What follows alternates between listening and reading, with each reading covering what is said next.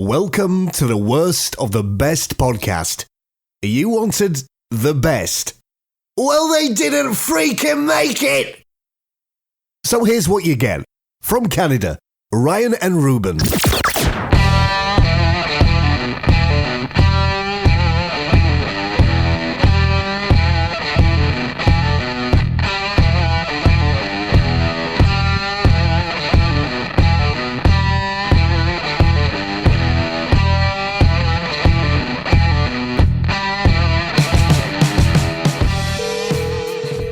Hello, Ruben. Hello, AJ. How are you? Very good. Thanks for taking this interview.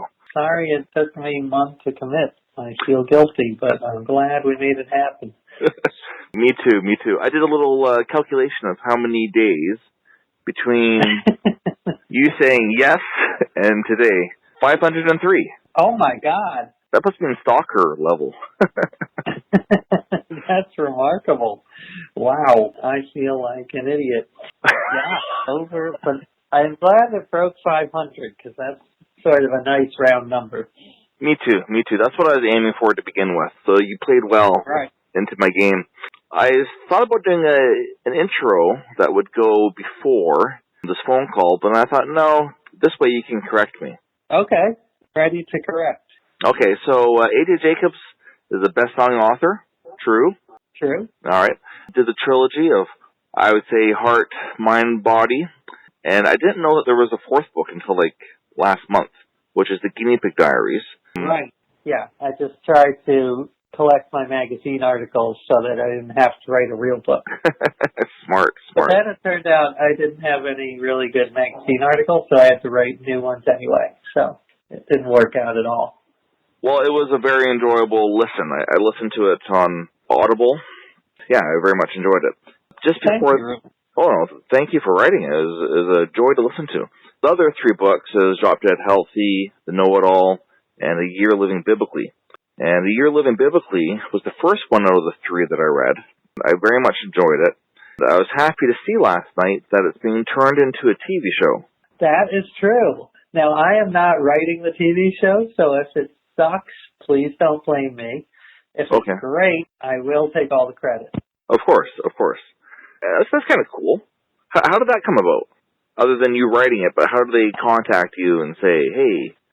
Various people have tried to turn it into a movie or TV show, and it's always failed, and I just figured it would keep on failing.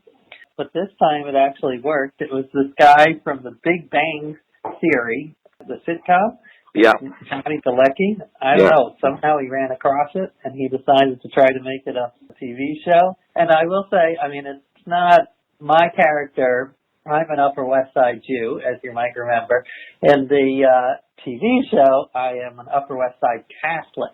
So I grew a foreskin. I became a little more, Gentile? A little more Gentile. A lot more Gentile. Apparently, there are millions of Catholics, more Catholics than Jews. So it's a little different, but we'll see how it goes. It starts in January. Well, congratulations on your foreskin. Thank you. I am really proud of it. That's probably a whole topic for another day. Yeah. But speaking of which, I want to congratulate you on your marriage to your cousin, your first cousin, Andrew. Yes. I think I read that correctly, right? Yeah, you read that correctly. For those that are listening, and by the way, apologies to Andrew, he likes the story, I think, about 50% of the time. I'm just going to read what I wrote you so that listeners can understand. So I live in Canada, and I used to live in Alberta, and I was roommates with my cousin Andrew. And this is back in 2006 when Canada just began legalized same-sex marriage. But in Alberta, they have a high Hutterite population. Kind of think like Amish, but it's an offshoot, I guess. Because of them, there's a law that you can marry your first cousin. One day after work, I was making myself supper and the doorbell rang, and my cousin answered, and I was half listening as he answered a series of questions, including ones about me. So it was quite detailed, and so I wanted to go see what it was about, and it was a census worker, one that had determined that my cousin and I were in a domestic partnership. So because of the common law, spousal laws, we had to unwittingly become kind of married. Then the census worker asked Andrew and I if we're planning on having children together, and I reached over to Andrew's hand and held it and said, "We're trying." And Andrew wasn't expecting this and kind of froze. And then, like, as if it was like a movie, the phone rang. Because it was 2006, it was a home line. And I went to go answer it. Anyways, so I now refer to him as my husband, but he is quick to point out it was never consummated. And well, there's always time. There's always time. Maybe the next family reunion. Exactly. Yeah. It's a beautiful story. I think someone should turn that into a movie. Yeah, I agree with you. I'll option it right now. Well, thank you. Maybe someone else from the Big Bang Theory can get behind it. Yeah, speaking of family reunions, this topic today we're doing family reunions. But before we get into the best things of a family reunion, you held the world's largest family reunion. Is that correct? That is true. That is for my new book. Quick background is I got an email from this guy who claimed he was my 8th cousin. And, of course, I thought he was a scammer, that he was going to try to get me to wire $10,000 to Nigeria. But it turns out he's actually my 8th cousin, and he's part of this group that's building this enormous family tree. And it's not a tree, it's like a jungle, a forest. It's like millions of people on the same tree. And the goal is to get even bigger, to make it a tree of the entire human race. And I just love this idea of this revolution going on where they're connecting all of humanity. So I decided to throw the global family reunion for all 7 billion of my cousins. And I did that a couple of years ago. We didn't get 100% turnout. We did not get all 7 billion. But I didn't get an invite. Well, you were invited. I guess I just didn't have your email at the time. I'll let it go, but you could have come. So yeah, we had a reunion, and it was about 4,000 people in New York. But then we had 40 simultaneous reunions around the world, like in New Zealand and Mexico. And it was a very bizarre event because we had the most random collection of humans, of cousins. That's what I was kind of going for, weird and random. So we had a rabbi, a minister, and a Buddhist monk, an atheist. They all went up and gave their sermons. We had random 80s sitcom stars like Mary Lou Henner from Taxi. Oh, yeah. Dr. Oz. Dr. Oz, eh? Dr. Oz was there. He was there. We had David Blaine, the magician. And we did have Sister Sledge come sing We Are Family.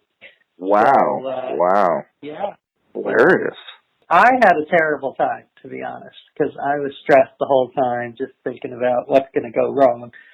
Like, we had some guy who brought a drone to take photos, and the drone was, like, literally 2 feet over people's head, and I'm like, this is not going to end well. But it didn't crash into anyone's head, so that was a nice ending. I didn't get sued. Family doesn't sue family. That's a good one. That's hilarious. So you do the reunion, and this segues into It's All Relative, your new book. Right. Yes. The new book is all about different weird and fascinating things about family, and it leads up to this reunion. And I don't know if I had mentioned this to you, but I have a whole section on first cousin marriage. Oh. Yeah, because there is a group for people like you called cousincouples.com, and you can go on there and talk to other people who have married their first cousin. Wow. My ex-mother-in-law married her first cousin. Really? Yeah. They reunited at a family reunion, had an affair, and then made it legal. Holy moly! Yeah. Look at that. Yeah. I don't know the Canadian laws, but in the United States, it's legal in about half of the states, and it's illegal in about half.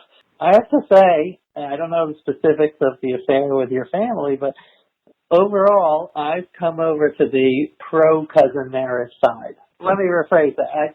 I'm not in favor of it, like I don't think everyone should do it, but if you happen to fall in love with your first cousin, like you did, then I think it's okay to marry them. Oh, wow. I look forward to reading that chapter at my next family reunion. Hey. Yeah, sure. It could be. It makes it more interesting, I think. Well, I think, mate, to take out the stigma of all the kissing cousins. That exactly. Yeah. The book is being released on November 7th. November 7th. Yeah. Right. So, are you reading the audiobook for it? I did. I did read the audiobook. It's a time-consuming process because apparently I have a very active stomach, and the microphone picks up the growls of my stomach, so I have to read over passages a lot. And this is interesting. I didn't know. The producers of the audiobook who do all these audiobooks say they have outtakes of all these bodily functions of famous authors. So I don't know what it is, like, Susan Sontag's farts or whatever. But I think that could be a big hit if they release that. Oh, I would buy that right away. Absolutely. Yeah. Look forward to the AJ Jacobs bodily sound chapter myself. It's unreleased yet, so maybe soon. Well, you know what? If you want to do a preview during this phone call, just let it rip. Oh, great. Okay. Well, I don't have anything now, but if I do, I'll definitely let you know. Oh, thank you. Let's do the list. Yeah. Let's do the list. According to, what was it called again, where I got this? The Orange County Register. Did you notice any typos in it when I sent you the link? I read the whole article, but I missed the typos. What happened? What did they do? Oh, in number 7, they have backyard, and they did it not a compound word. Oh. Yeah. See, I wouldn't have even noticed that. You're too smart for me. Yeah. So they did it as 2 words, backyard. Yes. So it threw me off. It made the list less believable. But I thought, it's just Orange County. I'll just let it go. They have a list of the 10 reasons family reunions are great. This is their list. AJ and I have not gone over the list together, but we're going to read what they've said is the best, and then we're going to say what's the worst out of the best after the list is read. We got the sleepover. Sleeping over with cousins is fun, especially if you're married to them. Eating lots of food. I always love eating food that somebody else prepared. I don't like cooking, so for me that's always a fun one. Hey, did you guys have family reunions growing up? We did, a little bit. Okay. Did you? Oh, yeah. We even had one with a dance. Oh, so an official dance. Interesting. Yeah, it was a hoedown. Oh. Yeah, interesting. And a little like square dancing type thing? Square dancing, yeah, that sort of stuff. It was this little town called Hill Spring, Alberta, like a town of 300. And apparently they have a great hoedown there every year, and we went, and I danced with my cousins, which I guess led to the marriage. Right, sure. Yeah. Number 7 is being a tourist in your own backyard. That should be one word. Oh, I'm seeing now. Yeah, that does look that's very disturbing. Mm-hmm. Yeah. Number 6, games. 5, drama. And it goes on the article that I guess it's kind of good to have a little drama, get things out of your system. You never hugged me enough and that sort of stuff. Watching kids being kids. Kids are fun to interact with. I think they're hilarious. Number 3, falling. Somebody always falls at a family reunion. Right. Yeah. Number 2 is talent nights. Did you guys do talent nights? We never did talent nights. Did you do talent nights? Oh, yeah. Absolutely. What was your talent? Oh, I'm really good at being in the audience. That's awesome. Yeah. You must be. I'd like to see that sometime. Yeah, it's pretty spectacular. I sit there and I just watch. Wow. Yeah. And then number 1 is lawn chair moments. That just means kind of hanging out and watching. Just watching. Yeah. Gotcha. I like it. So yes, aside from the extra space between the D and the Y, what were your other issues with the list? I would love to hear. What do you think is the worst of the best? Okay, it's the best and it's the worst simultaneously, which is talent night. It can be pretty painful when you're just like, watching somebody's kids they've learned a song, and it's like maybe they're playing the notes, but they're so far spaced that it doesn't sound like a song, and You don't have to name names, but what was the worst talent? Sure. At your... And I will name names because... oh, great. All the better. It's my cousin / lawyer.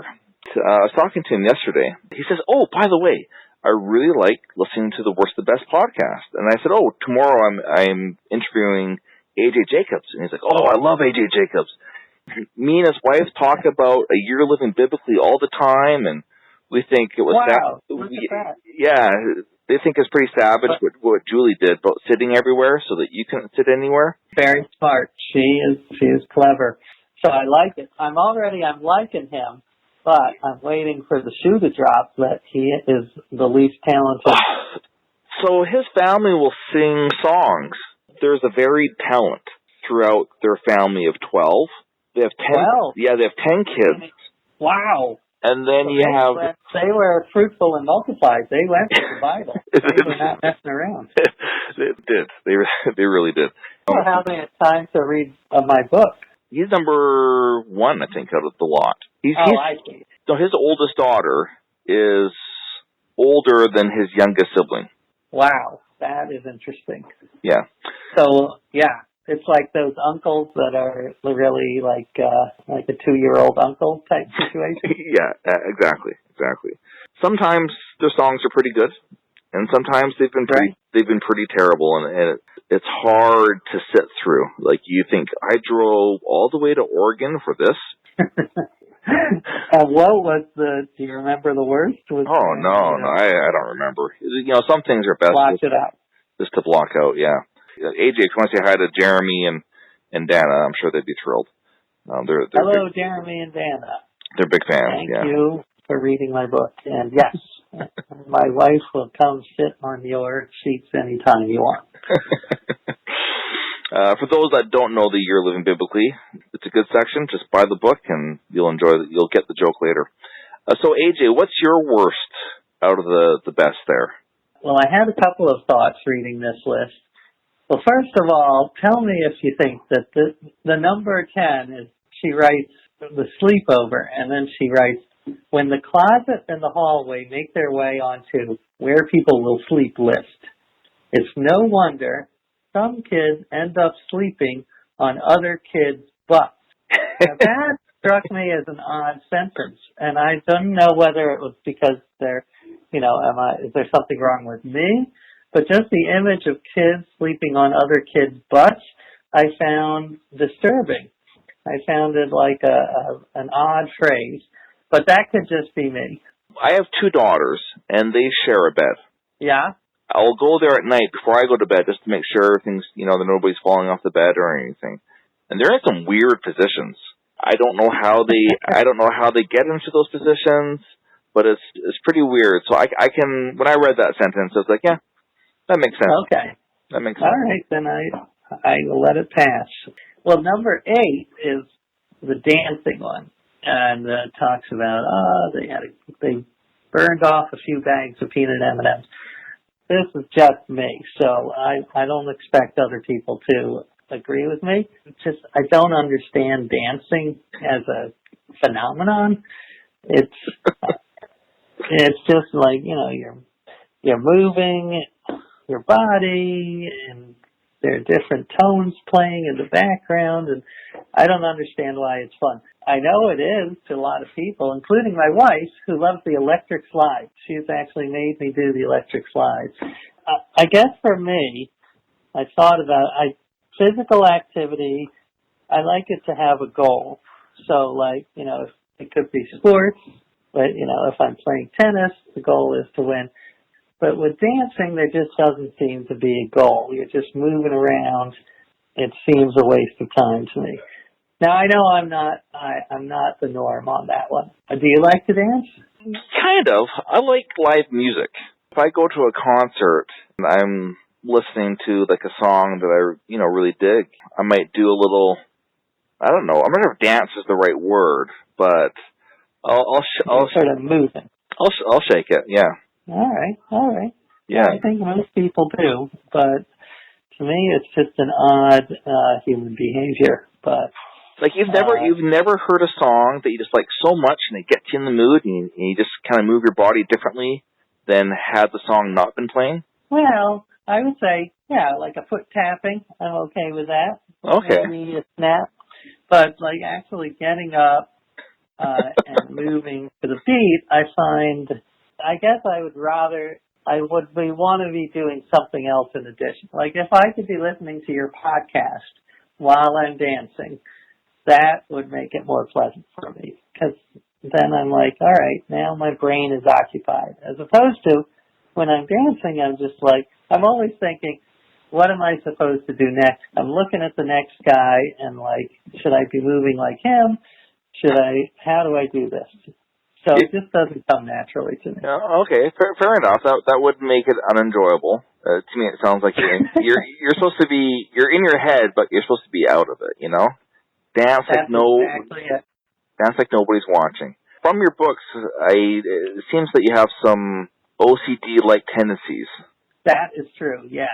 That is true. And yeah, I think that's an excellent way to put it, though. I'm supposed to be out of my head, but it just makes me more in my head. I'm glad that I was able to find the words that you just couldn't find to express your feelings. Yeah, no, you have cleared it all up. I love it. If you have a writer's block, just give me a call. I would love that. So let's see, what else is there? Watching someone fall.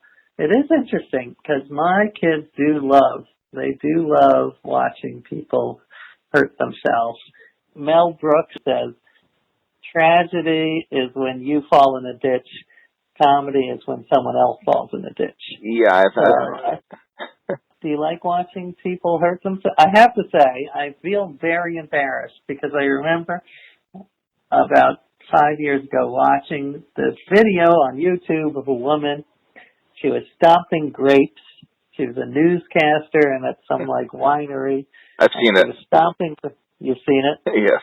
Oh man, I just feel terrible because I laughed so hard at that. And she's off screen. She falls and like, I don't know, breaks her collarbone or something. And off screen she's like, oh, it hurts. And my friend and I were laughing so hard. But why? That's terrible. That's not. I think it's because everybody falls and it's a shared human experience. That's a good point. Well, you know what I think?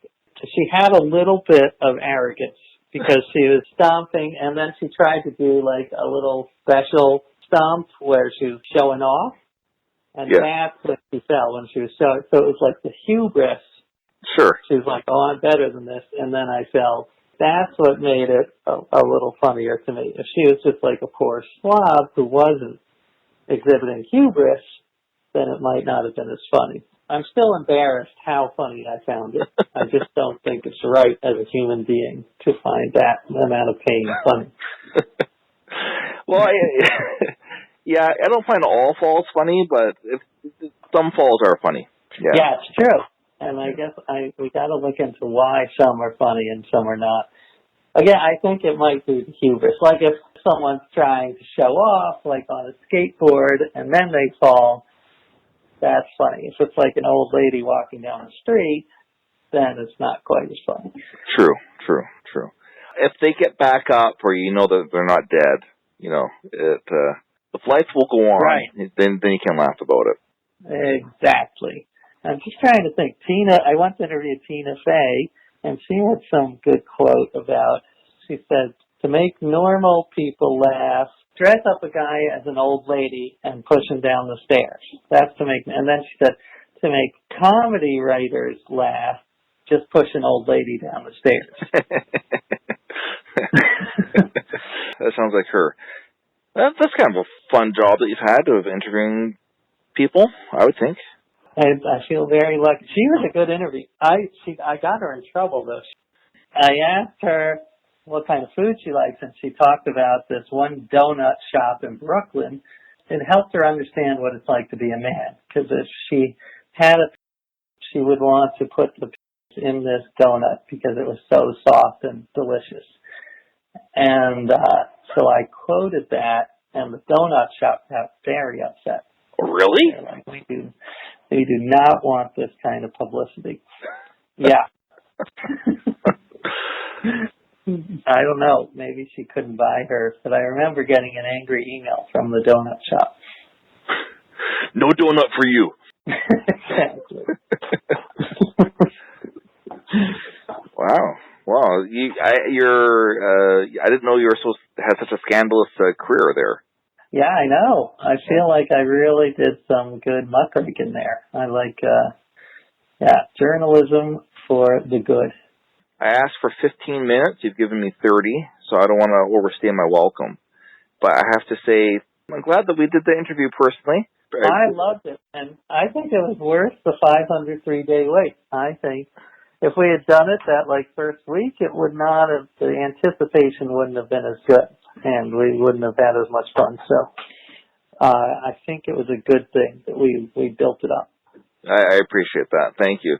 So AJ Jacobs' book, It's All Relative, is out November 7th. I've already pre-ordered mine on Audible.com, and I'm looking forward to the fact that you're reading it because I've enjoyed the audiobooks that you have read. Great. Well, thank you. I enjoy your podcast. It's a lot of fun. So thanks for having me on. Well, thank you, AJ. Yeah, that's it. Have a good one. That's it. All right. Love it. Well, thank you, sir. That was a lot of fun. Oh, good. Let me know when it comes out. Love it. I'll let you know. Do you have time for one little quick story? Sure, I'd love it. I have 4 favorite authors. I've interviewed, well, you're one of my favorite authors, so... Thank you. Yeah, I'm honored to be in the 4. Who's in my Colin Angus. He's a Canadian guy. Oh, dang, what's the name of the book? I got a brain fart here. He's the first person to circumnavigate the globe by human-powered means. He rowed across the oceans. Oh, wow. Yeah, it's very impressive. His wife's name is also Julie, and she's also an author. I have a community television show on the island here. Wow. So I interviewed them. They became friends. So it was weird to interview somebody that I was reading for 10 years, and then all of a sudden we become friends. Our kids are the same age, and we hang out all the time. I thought, oh, that's kind of fun. It's a weird way to meet somebody, because usually it's just work or whatever. I did not become friends with Tina Fey, despite our interview, so we did better than Malcolm Gladwell, I've never met him, but I enjoy his books. Though I don't always agree with all his books, but I enjoy his read. David Sedaris. Oh, sure. I met David Sedaris. He came to do a book reading here. My wife and I had third row. I was very excited to see him. I'm like, oh, this is going to be a fun night out. And we had third row to the side. And during the reading, I noticed he started looking in my direction. I'm like, oh, okay, whatever. This is the theater. You have to look somewhere. And then I'm like, is he looking at me? Is he staring at me? And he was staring so much, I couldn't turn to my wife and say, David Sedaris is staring at me. But he looked away. Yeah, that would look arrogant. Sure. Yeah, exactly. So he looked away, and I said, he's staring at me. She's like, I know. I'm like, what is going on? So every single time he would look at me, I would knee my wife beside me, and she's like, stop it, I can't pay attention. I'm like, I can't pay attention because she's staring at me. And so after the reading, he had a book signing. We were in this line, snakes, back and forth like a bank. And David Sedaris, is laughing with everybody, giving little hugs, high-fiving. He's drawing little pictures. In everybody's book, I say to Faith, that's my wife, I say, you go ahead. I want to have my own meeting with him. Let's have 2 different experiences that we can share instead of a... Great idea. She does it. He's laughing with her, and he's naming our next child. I forget what the name was. And then it's me. And he looks at me, disgusted. Oh, my. And no joking, no kibitzing, no nothing. I'm here. I will sign your book. And he's, who do you want it signed to? And I was like, oh, my daughter, Myrtle. To Myrtle. And he signs it, closes the book, hands it to me. And my wife's like, what is going on? I'm like, I don't know. I don't know. He wanted nothing to do with me. So weird. Absolute true story. I have no idea. Do you think it's because he knew that you married your cousin and he doesn't approve of that? Perhaps. I don't know. That is a very bizarre story, yeah. Yeah. I found you. I haven't met you in person. Maybe I'd be offended if I met you in person. But you seem delightful on the phone. So if I ever see him, I will put in a good word. Oh, thank you. It was a very weird, surreal experience. And, I guess that saying, never meet your idols, I guess, or something. Not that he's my idol or anything, but but I am enjoying his new book, Theft by Finding. It's an enjoyable read, more of a bathroom read. Is that the one that's his diaries over the last few years? Yeah. Does he have a section about how he went to Canada and met this horrible guy? Yeah. I hope so. That might be in part 2. Well, I'm sorry to hear about that, but don't take it personally, even though it sounds like it was indeed personal. I do. It hasn't swayed me one way or the other. I just thought it was kind of a fun story since you're an author and you meet people. And I will try not to do that. Yeah. That was good to know. I had a great time. Thank you for making my morning, and keep up the good work. All right. Thanks, AJ. Talk to you later. Thanks, man. All right. See you Bye. later. Bye.